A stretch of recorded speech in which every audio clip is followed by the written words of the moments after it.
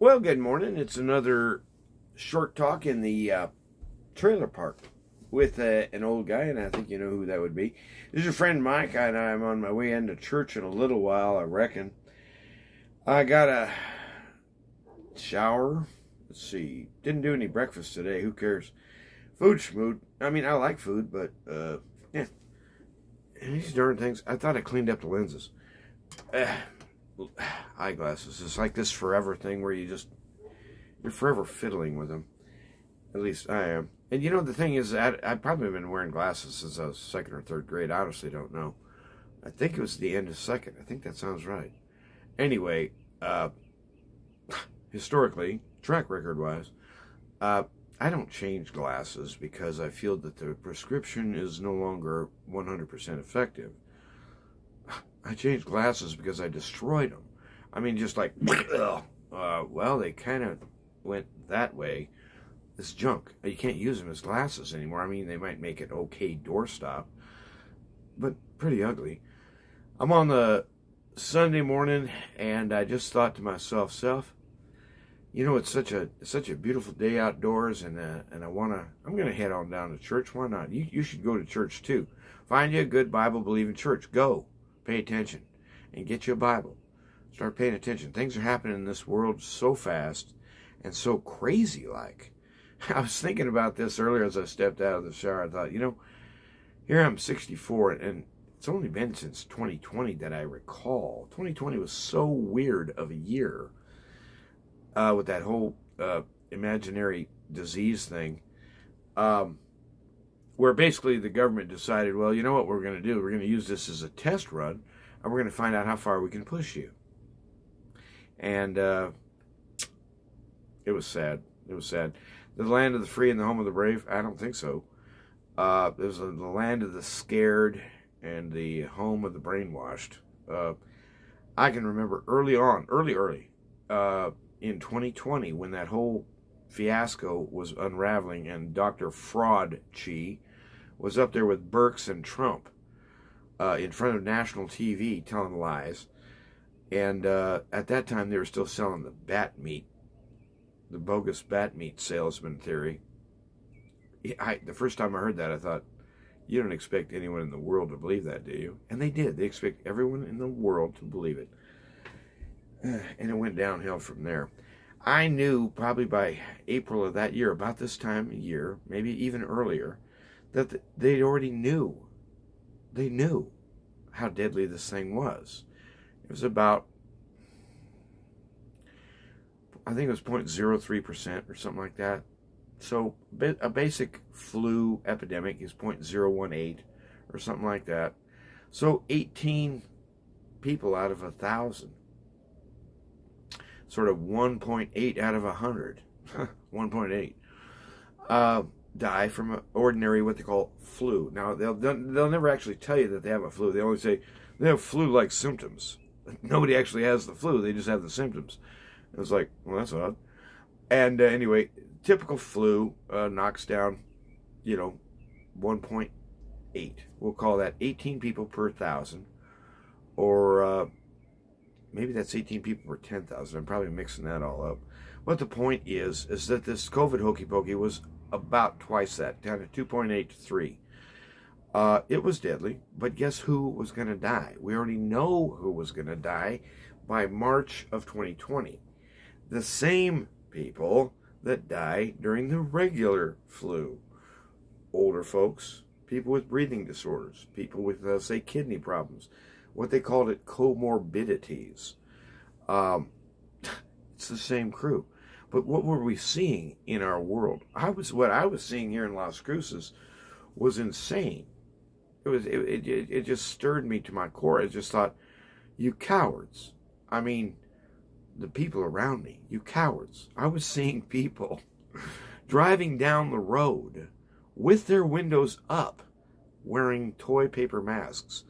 Never mind the fact that paper masks or cloth provide no help against viral transmission. They are not a prophylactic. If you want a prophylactic, you better go out and get a World War II era gas mask, maybe, or one of those EPA, we called them bunny suits. It's a whole body environ suit contained. You might be able to keep a virus out with that. I don't know. But paper masks, really. And then, why not? Just use a doily or something like that. Heck, I got a paper napkin right here somewhere. Look at there. What do you think, Dr. Fauci? Fraud. And anyway, the guy's as crooked as the day is long. Horrible man. A horrible man who should have been retired with, shall we say, vigor over 25 years ago when he tried to pull the same hokey pokey with that AIDS scare. Remember, it was Fraudchi back in the 80s who was telling the whole wide world as a health authority. You got to do that low voice or else it just don't sound right. That AIDS, that everyone's a potential victim of AIDS. And we all should go to bed scared every night that maybe I'll come down with it tomorrow. Complete, absolute blather. B with an S. The guy, he's a criminal. And Gates, even worse. Is it possible to be worse than Fraudchi? Yes, Bill Gates is an international criminal. He belongs in federal prison for the rest of his life. It will not happen. I don't expect to see it happen, but justice will be done. This kangaroo court thing they're setting up where they're going to basically be able to shut you down, take away your money, and not allow you to move freely. You can't even get on a city bus if you don't. And look at China. Look at what they're doing in China right now. That's their plan. They think the Chinese are onto something. Yeah, they're onto something, all right. They call it hell on earth. You know, the so-called communist paradises that they were ostensibly pursuing. Think of Pol Pot in Cambodia, another paradise guy. Joe Stalin only murdered, we don't know how many, but at least 20 million of his countrymen. And you know why those criminals were murdered in Stalin's day? You've got to read Solzhenitsyn. Go read Solzhenitsyn. The reason that they were murdered, they were called kulaks, K-U-L-A-K. And I guess it's a slang term in Russian. I don't speak Russian. But basically who these kulaks were, arch criminals. These guys are out to tear down the Soviet Union. How so? Well, what they were was they had these huge state farms, which are tremendously inefficient and stupidly top-heavy. And occasionally they do grow some grain or something in their spare time, but mainly what they do is ruin people's lives for a living. And anyway, the kulaks, well, guess what? You know, I used to own a little farm here, but Joe came along. The Russian government had basically confiscated the lands and set up these huge state farms. Well, still need people to work the farms. So the kulaks were the displaced, we'd call them serfs. Used to be their land they were farming, and now they're farming the same land for nickels and dimes, I guess rubles and whatever, the kopecks or something, whatever the fraction of a ruble is, I don't know. And, you know, work 12, 14 hours a day, come home. Well, guess what? I'm living in a little shack here with the wife and 9 kids or whatever they got. And look, we got some dirt in the backyard. I got seeds. We got seeds from food we ate last year. Let's plant some watermelon back here. Let's plant some carrots, some turnips and potatoes and, you know, whatever they wanted to plant. So that, strangely enough, their own children could eat. How very selfish and evil of you, says Joe. Why? Because what they were doing was they were saying we don't really need the great government to help us provide for our families. We've been doing that for an awful long time without the government. And in fact, with the government, things are much worse, and our families aren't eating. So we're going to take it upon ourselves, you see, to feed our own children. On our own land, in our own time. We're not taking anything from the Russian state. We're not taking anything from the people. And they were murdered, cold-blooded. Adios. Now, some of them were shipped off to the camps. They called them the gulags. So in the Russians, they called them the gulags. Yeah, the Nazis came along in the 30s and 40s, and they called them concentration camps. The Chinese call them re-education camps. Doesn't that sound so much more wholesome? Ugh. That's what they're going to build. They got to. It's their only control mechanism because they can't control the heart. All they can do, it's like if you got a wild bull, you know, well, you can build a big fence and keep him in there, at least. You know, at least you can teach the big wild bull, well, you can't go beyond the border of that fence. But you can't teach the bull to give the little kids rides on their back and, you know, help shepherd the sheep around the yard. What's happening in our world is happening fast. I can remember, I mentioned this earlier and I forgot to carry on with it. Sorry. I can remember this as a boy. It was so crazy. You know, thousands of UFO sightings. Nowadays they call them UAP, which is, I guess, far better. Superior, don't you know? And the Air Force, NASA, and I don't know what other government wings were involved, but probably the FBI, and perhaps the CIA. I don't know what the CIA does, and I don't trust them as far as I could throw them. The CIA should be disbanded. The CIA should be outlawed. You know that's not going to happen, right? That means that things are not going to get better. They're going to get worse.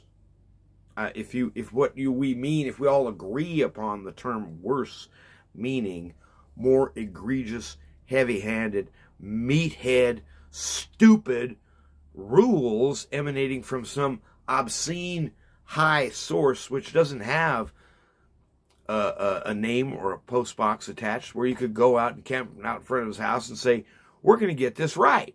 And if we got to take pitchforks and fire and burn you out, we're going to get this right. The people demand to be treated with dignity in their own land. And you are usurpers. You control freaks in government, especially Democrats. Now, I don't like Democrats, but I've forwarded 2 videos, at least in the last 2 days. I do remember the Kennedy brothers, but vaguely. I was very young. I was only 5 when John got whacked, and I didn't understand what was going on at all, hardly. I was just a little boy. But I do remember when they took out Bobby in '68. Bob at that time was probably the only man inside the Democratic Party, I think, who could have been theoretically,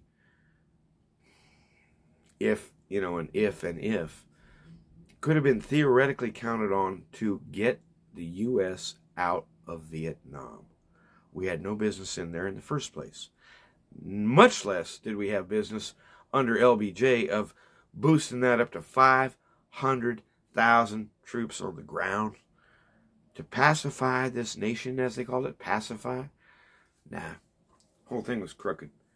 And I understood when I was a boy the whole domino theory that if we let Southeast Asia go, well then Burma will go, and then India will go, and then Malaysia will go, and eventually Australia, and all this. Well, Australia's already gone. I'm sorry. Australia is one of the worst places on the planet right now, as far as I know, in terms of the egregious, heavy-handed political garbage they're laying on their people in the name of health. Health? What's healthy about totalitarianism? I'll tell you what's healthy is when you take totalitarianism and flush it down the toilet and send it back to hell where it came from. It needs to be met with force. And the Christians aren't the ones who are going to do it. They ain't got the mojo. They ain't got the backbone. The US of A used to when I was a boy, but no more. No more. What we're looking at now is a shattered shard. They should change the name. It's no longer really the United States of America. It's something else, and it's run by a bunch of weirdos and psychotics. Probably in Brussels, I'm guessing. Jillionaires, billionaires. I don't even care who these people are. They're hellions in that they are in linkage. They're in bondage to what they're calling now aliens. The alien presence is finally being acknowledged in our midst. They've been there all along. Good old Bible-believing Christians used to call them devils from hell. The only thing that changed is they went out and got a new ad campaign. Things are going to be swift, and the old America that you knew, if you're over 50, is gone. We've been sold. The new authorities are moving in. They're changing the furniture around right now. This so-called bill that they're running or trying to run through the Senate, it's a kind of a, what do you call it? A sample. Let's see if we can get away with this. See if we can get away with this. If this thing goes in where they can outlaw TikTok or TikTok, I've never looked at that TikTok. Why do I care about that? If they can successfully do that, this gives them a carte blanche magic wand to outlaw anybody, anywhere, worldwide, from the federal government. To silence, silence, silence. We don't want certain things mentioned, ever. They're building a cult of silence based upon a so-called cult of new knowledge, this linkage into, it's just a mess, into AI and into, it's like trying to take the creature man and make a new improved version. Designed from inside creation. It's hopeless. It's stupidly hopeless. And the so-called creatures that humans make. There's an old joke, the devil's having a contest with God, see who's the real God, And the devil says, well, I'll challenge you, or whatever. And I'm probably going to mangle this joke. And go ahead, God, make something. And he says, let it be. Wow. And reality pops into existence. So the devil bends over and picks up a handful of dirt, and he's about ready to turn it into something. He says, whoa, whoa, whoa, whoa, whoa, whoa, whoa, whoa. Get your own dirt. The devil's a mocker. He's a liar. He's a murderer. Can't be trusted. He is the so-called, well, I guess he's the self-appointed God of this age, but he's also acknowledged as the authority currently in this realm. Which means, if you can imagine a prison system that was run by the chief warden being, say, Charles Manson or something, except Charlie on a bad day, when he's not able to really control himself, that'd be a little bit like what we're looking at, maybe. The prison is run by the perverts. The prison is run by the criminals, by the inmates. That's our world. And Jesus came into this world to find people like you and you and you and me, even me, even me. I wanted nothing to do with that guy. Are you kidding me? I thought he was just saying, try harder to be a nicer guy until you get really good at it. And the point of that would be, what? I get screwed in the neck every time. Correct? Who wins? Nice guys anonymous. They win. That ain't what Christianity's about at all. In fact, when I was a boy, and I'll probably end with this. I ain't got much time before I got to go anyhow. As a boy, I can remember thinking to myself, and I was exposed to the Bible. I went to Bible school when I was a little kid, and Sunday school, and I hated every moment of it. Why am I here? I was always looking out the window. What's going on out there? Why am I in here anyway? Wouldn't it be great to go run around and blow up something? Outdoors. Go do something. I hated the church. It was like this committee of nice people. They think the answer to the problems of the world is try harder to be nicer. And they were always talking about love. They're currently in favor of it. So vote for love. What's wrong with you people? And I thought, that's not how you defeat evil. So Jesus would say things like this, and I was hearing him. I was a 7, 8-year-old boy. I was fairly smart, I guess. And he's saying things like this, when your enemy slaps you, pow, on one cheek, turn to him voluntarily, the other. This sounds counterproductive to me. When your enemy demands your coat, you say, okay, how would you like my cloak too? What kind of strategy is this? What's this guy even talking about? And how does that relate to a kingdom, an invisible kingdom, or evangelism or anything? I mean, that's just being gutless, man. That's just caving in. And so I thought, who's this Jesus guy, man? When your enemy slaps you in the cheek, the Mike version, and I was only 8. I still think it's pretty good.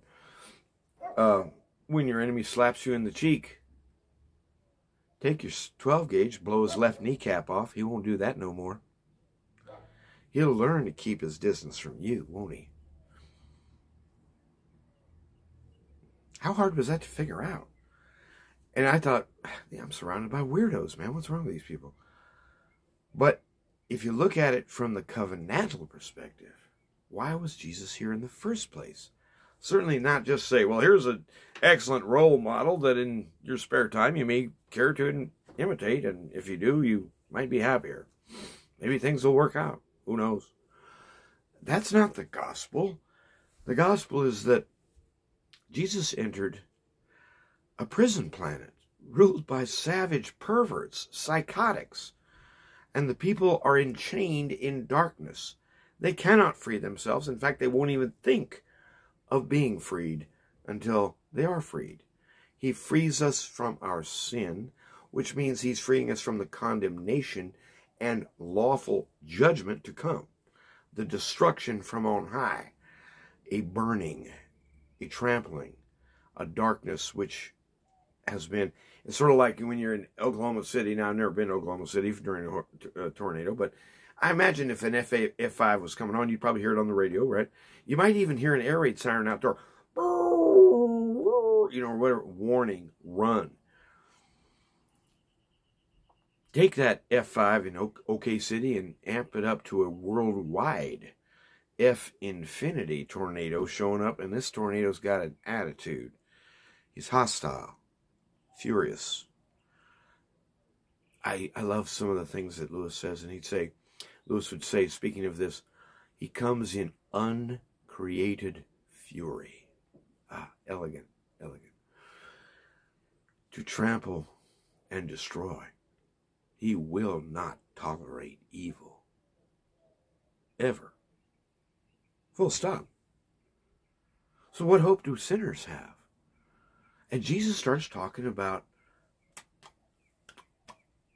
left cheek, right cheek.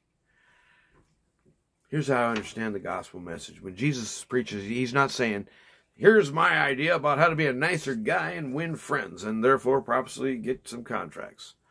He's not doing advice like that. He's saying, look yonder. You see that storm coming? That tornado that's going to tear down reality? Guess what? I am that man. I'm coming to end this with, shall we say, dignity, veracity, vigorous ferocity. He's coming to burn the place down, baby. There's no hope for the enemy, and they know it. But there's still hope for the humans. They can be sheared off from their masters before it's too late. It's called evangelism. It's called go to the ends of the earth. Repeat what I told you. Pass these sayings on. Because it's through the word message that the Spirit operates to capture hearts. So Jesus knows what he's doing. Put it together, Mike. Well, what does that have to do with... Well, and here's what it has to do with it, in my opinion. Jesus can look ahead. He sees the danger. The real danger isn't the Democrat Party, okay? The real danger isn't even the devil and all of his nasty hosts. The real danger isn't global warming. The real danger isn't aliens arriving. Any of that stupid stuff. The danger to you and me and to every human being that ever was is our master, our maker is coming back, and he's furious. And we're naked. We got nothing. Everything about me just shouts guilt in his presence. He says, I know you don't have a way out. I know you can't help yourselves. But for them who are still trapped inside the old paradigm, we'll call it, Adam, he's trapped in the old man, they still think, like Mike Labor does, that it's force against force only, and that's the only action. No, there's something else. He's present with us and in us by the power of the Spirit through the mediation of the gospel, the 66. Keep the 66. You'll need it. Well, the short version of the gospel in terms of the I love doing that. of the gospel in terms of his application is when you are mistreated as a Christian, as a believer, young or old, male or female, if you're mistreated because of me, rejoice. Rejoice. That's the highest accolade that any human authority could ever give to you, that you ain't one of us. You're an alien. You're an enemy. You ain't right in the head. It's the highest recommendation they can give because they don't know the Lamb. They don't know life. All they know is death.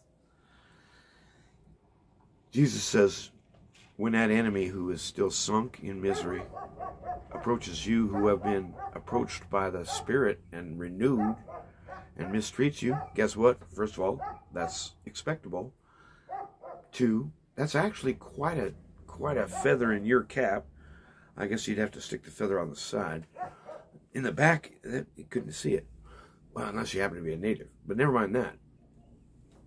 The point being that he's coming in and there is no hope for any man or woman or creature. Unless at the covenant, at the blood, at the cross, at the empty tomb, at that empty hillside, and at that new empty hillside where he's coming back down in purpose. He's the center of everything. He's the author. He's the life giver. He's the desire of our hearts. He's the reward in person. And he's saying, your enemy don't know that. Don't know none of that. He hadn't heard it yet. And can't believe it. He won't believe it, not without help. But the Spirit helps us believe. That's why he was sent, among other reasons, to bear testimony to the High One, the Holy One, Jesus. But the point is, your reaction then is no longer based in wrath. Your reaction to being mistreated for Jesus' sake is, thanks, man. Bless you. That's the kindest thing anyone's ever done to me. To say that maybe Jesus Christ and me are the wrong kind of folk, but we're the same kind of wrong folk, that you hate us both. Remember the story in the Revelation, the woman is hidden for 1260 days while the dragon hunts for her children to kill them and war upon them. Daniel speaks of the same thing. At the end, the righteous shall rise up, and they shall do mighty exploits, but they too shall be worn down. They will be broken finally, overwhelmed. I'm all in. I'm ready to go in. I want to be a part of that Alamo stand, that last-ditch stand on earth where men and women said, I know it means the loss of my life. I know it means the loss of my income. I know it means the loss of my dignity in the community. I ain't budging. I ain't budging. Jesus Christ is real. And he's so good. He makes all the difference. And so I no longer have to strike back. I can put away my 12 gauge. I can put away my 9-inch, which I was going to remove your head with. Retaliation is out of my hands now, because Jesus says retaliation is in my hands, and I know how to do it right. When he hits, there'll be no coming back. And I wouldn't wish that fate on any human soul. And thank God it's for this very purpose that he came. To lever off that horrible wreckage on your back and on your neck and on your mind that the enemy puts on you, all that darkness and fear and stupidity, all that chasing around in circles after nothing all the time. So here's how you respond when your enemy slaps you in the cheek. You say, peace. Bless the Lord. If you need to hit me again, hit me again. You can't change a thing.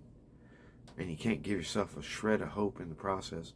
If you lift yourself above me and drive me to my knees and destroy me with a stick, you prevailed over Mike Labor. But all you did was kill one old gringo. You can't stop Jesus. And this new thing he's got called life eternal. He ain't backing down for nobody, including you, especially you. I don't have to hit you back no more. And in fact, I do want to extend to you today, for those, if anybody looking at this video today says that despicable fraud, I hate that guy, what a fake, what a liar, or anything, I don't care. I just want to say to you, look, speak on, do your damnedest, throw as many rocks as you can while you can, but I'll tell you, the answer ain't there. It ain't in my throwing rocks. It's at the rock. Remember the story in Daniel, the rock which was cut without hands, striking the foot of the image, where bonded together was clay and iron. Well, those two don't mix.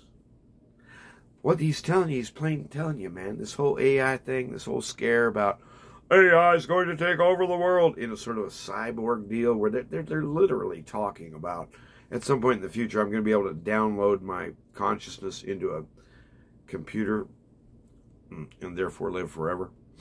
But if that doesn't work, we'll always try downloading directly AI into my brain. Well, great idea.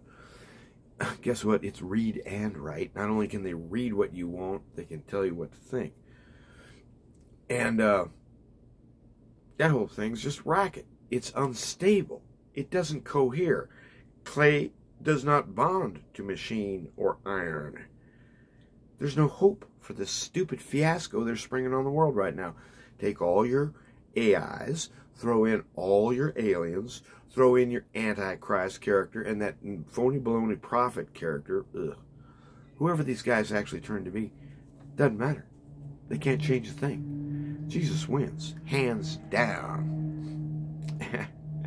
He is our champion and the lover of our souls. And so he frees us in the covenant. He doesn't free me because I'm such an extraordinarily nice guy that I couldn't possibly even consider holding a grudge against you because you just slapped me in the face. You see, I just exude such extraordinarily high quantities of love that you can't roll me back. I'm just going to outlove you. That ain't the Christian gospel. If the Christian gospel ain't got no teeth, then it's some other message. The reason he came was he fears for us. He sees ahead what's coming, and he alone takes the steps to deliver my sorry old white butt and an uncounted multitude of every color, male, female, young, old, from across the age, around the world. And in his covenant love, he frees me so that I can extend a hand of peace even to my enemies and say, look, none of us are good enough. If the contest is called good enough and you're trying to get there by boosting your IQ to 540 by linking it to an AI, you're chasing your tail. There's no hope in it. It's going to blow up in your face. It's like them crazy old videos they used to show when man was first beginning to learn to fly. There's some old footage, I love looking at black and white stuff, about some of the contraptions that our forefathers or ancestors believed might fly. Like today we would call them airplanes, except these things weren't airplanes. They looked like kind of an umbrella on top of a snow cone factory or something bouncing around on a pavement or something. It was like, or a series of umbrellas bouncing around. I mean, it's some interesting looking stuff. I enjoy looking at that stuff. Somebody believed in it at one time. And, but it ain't going to fly. None of that stuff's going to fly. And what flies is birds, living creatures, made alive, made new, with beating hearts, who can see the sunshine and remember, I know the one who put that there too. In fact, he is the light of the world. He's the light of our lives. And so you go down to church today and you say something nice, especially pat some little kid on the head, say, man, you're growing fast, or something like that. You say something nice to some old lady, said, I love that outfit. Blue on you is the thing to do. Go out and talk to people because you need it. And who knows, maybe they'll benefit too. God be blessed forever. And in this day, let it be known, you are free. And how can you tell? Because you don't have to hit back no more. He's good. Awfully good. Peace.